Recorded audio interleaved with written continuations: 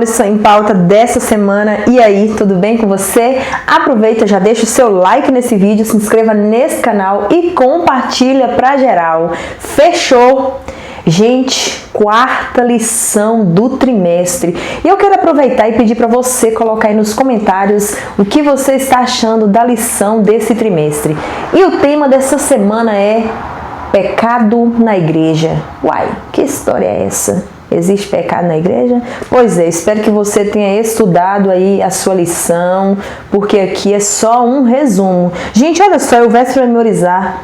1 Coríntios capítulo 6, versículos 19 e 20, diz o seguinte: será que vocês não sabem que o corpo é o templo do Espírito Santo que vive em vocês e foi dado por Deus?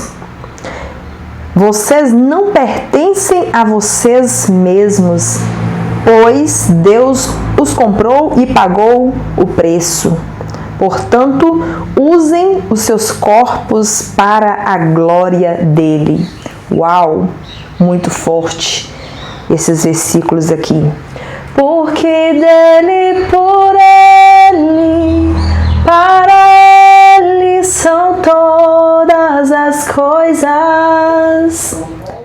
Vamos começar a lição dessa semana com uma ilustração. Prestem atenção. Um policial na Inglaterra converteu-se e ficou em grande dificuldade devido ao ambiente de espetáculos sensuais, barulhos e pecados no qual ele trabalhava. Diante disso, por muito tempo ele e sua esposa oraram: ó Senhor, tira-me deste trabalho.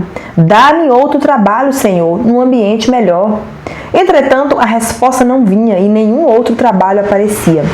Afinal, ele disse à esposa: creio que cometi um grande erro. Oramos pedindo a Deus para me tirar daquele serviço, mas creio que foi Deus quem me pôs ali. Agora orarei pedindo a Deus que me ajude a servi-lo bem naquele trabalho mesmo. Este foi o início de uma vida de maravilhosa utilidade.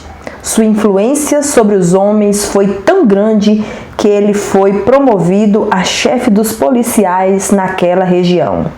Ele serviu como um instrumento nas mãos de Deus para a salvação de muitos homens viciados, pessoas libertinas e até criminosos. Olha que interessante essa ilustração. Deus pode usar você onde você estiver, desde que você esteja com foco nas coisas de Deus, nas coisas corretas. A igreja de Corinto, envolvida por uma sociedade cheia de imoralidade sexual, prostituição e outros padrões mundanos, que algumas criaturas não convertidas de forma genuína levaram para a igreja costumes pagãos e contaminou os outros membros da igreja. Ô, igrejinha complicada, essa igreja de Corinto. Aí eu pergunto para você, e nossa igreja hoje? Será que está todo mundo perfeito? Todo mundo ok? Ou ainda tem confusão nesse sentido? Gente, esse tema dessa semana muito forte. Tem gente que não gosta nem de falar, né? Mas tem que falar, uai. Foi preciso que alguém dissesse ao apóstolo Paulo, tivesse coragem e dizer: olha, Paulo, é o seguinte, está acontecendo isso, isso, isso. Conversa com Deus aí. E aí o apóstolo Paulo conversou com Deus em lágrimas, pedindo a Deus inspiração para escrever as cartas, repreendendo os pecados do povo, pedindo ao povo que consagrasse e buscasse a direção do Espírito Santo. Paulo orou e escreveu para que a igreja fosse fortalecida através dos remanescentes, porque, gente, vou falar para vocês, ainda em todo aquele contexto que a igreja de Corinto estava passando, tinha alguns fiéis, assim como o contexto do remanescente. Na igreja hoje nós já sabemos o que está acontecendo, mas ainda tem aqueles que são fiéis. E olha só, através de poucos fiéis, houve resultados nesse sentido. Graças a Deus, né? Paulo mostrou para a igreja que deveriam praticar o que pregavam. Imagina, você vai lá na frente, prega, não pode fazer isso, não pode fazer aquilo, que isso é pecado. E aí você vai e comete esses pecados. E aí? Que hipocrisia é essa? Pois é. E eles deveriam ser firmes para enfrentar os escândalos ligados à sexualidade. Não é só hoje não, gente, que acontece isso não. No passado também tinha. Exercendo o quê? Disciplina espiritual. Sempre com a finalidade de restauração dos envolvidos em situações extremas de pecaminosidade. Misericórdia. Para o apóstolo Paulo, era preciso proteger o quê? A identidade da igreja. Imagina. Os outros viam aquela situação, que confusão é essa que esse povo aí diz que é crente e faz isso e aquilo, e aí? Gente do céu. Evitando escândalos e principalmente briga entre irmãos da mesma fé. Muitas vezes envolvia questões jurídicas, com processos de irmão contra irmão de fé. Meu Deus! Às vezes eu fico pensando assim, né? Hoje nós ouvimos e vemos tantas coisas acontecendo. A gente pensa assim, não, antigamente não tinha isso não. Tinha, gente. E olha só, enquanto existir o pecado, infelizmente vai acontecer coisa ainda pior, mas nós temos que buscar a Deus, ser fiel. Se caiu, peça a Deus para te levantar, aprenda a ter disciplina espiritual. Peça a Deus que restaure a sua vida, restaure a sua fé, não desista. A gente sabe que não é fácil. Eu sou pecadora, só Jesus na causa. Eu só acho que a gente quer fazer o que é certo, tem hora que a gente quer.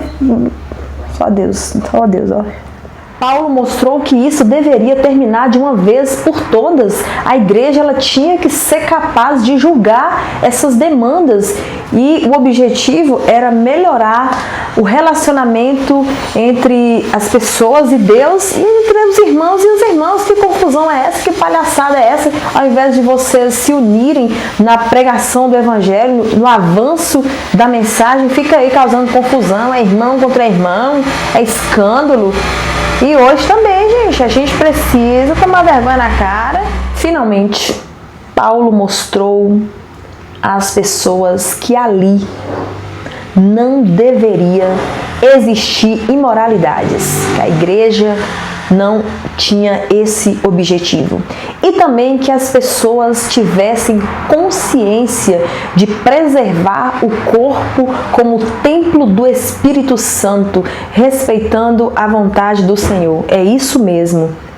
O corpo é o templo do Espírito Santo. E o que você tem feito com o seu corpo?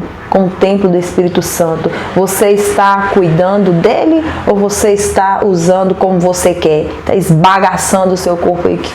Outro conselho muito importante que o apóstolo Paulo deu foi em relação aos solteiros e aos casados, para que eles vivessem uma vida justa diante do Senhor, diante da igreja, e que ali vivessem de acordo com o padrão de santificação. Você que é casado aí, que fica querendo viver uma vida de solteiro, você não tem vergonha na sua cara não. E você aí que é solteiro e tá na maior gandaia aí, você não tem vergonha nessa cara não, criatura. Segue a vontade de Deus, que você vai ter uma vida plena, uma vida feliz. Os casados deveriam se respeitar com amor e respeito. E os solteiros deveriam se entregar ao Senhor, buscar santificação, para não ser vencidos contra os pecados sexuais. Não é fácil não, gente. Toma juízo, criatura. Você aí, se você vê que você não consigo ficar solteiro, então providencie e case. Mas não fica aí nessa... Você já entendeu, né? Com certeza, os conselhos do apóstolo Paulo foram úteis à igreja naquela época e também é para o nosso tempo. Gente, a Bíblia é incrível, a Bíblia ela é muito atual. E olha só, você que segue aqui os conselhos que Deus fala, ó meu filho, faça isso, ó minha filha, não segue por esse caminho. Nós só temos a ganhar obedecendo à vontade de Deus. Ele conhece passado, o presente, o futuro, Ele sabe de tudo. Então, por que nós ainda teimamos em não obedecer a Deus e seguir a sua vontade? É para o nosso bem. Você que é casado, você que é solteiro, aí obedeça o que Deus fala, que é para o nosso próprio bem. E também evita que a gente se machuque, que a gente... relacionamento é um negócio complicado. Isso aí é um assunto para um outro momento. Pureza e consagração são necessárias hoje em nosso meio para que a igreja esteja cheia do Espírito Santo para a terminação da obra. Oh Deus, tenha misericórdia de cada um de nós, nos perdoe pelos nossos pecados, pelas nossas faltas e nos ajude a sermos fiéis a Ti. Nós sabemos, principalmente nós jovens, que não é fácil, mas contigo nós seremos mais que vencedores. Essa é a lição em pauta dessa semana. Eu aguardo por vocês na próxima semana. Tchau!